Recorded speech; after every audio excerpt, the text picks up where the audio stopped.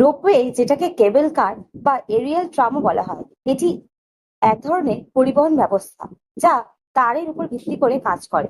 সাধারণত পাহাড়ি এলাকায়, দুর্গম স্থান বা পর্যটন কেন্দ্রে এটি ব্যবহৃত হয়। এর তৈরি তার যা দুটি টাওয়ারের মধ্যে টানানো থাকে।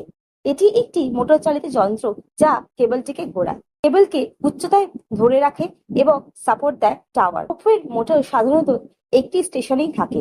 মোটর একটি বড় চাকা ঘোরায় যেটার উপর কেবল থাকে। এই কেবল চালার ফলে সংযুক্ত কেবিন বা গন্ডোলাগুলো সামনে পেছনে চলে। একটি কন্ট্রোল রুম থাকে যেখানে থেকে অপারেটর পুরো রোপওয়ে পরিচালনা করেন।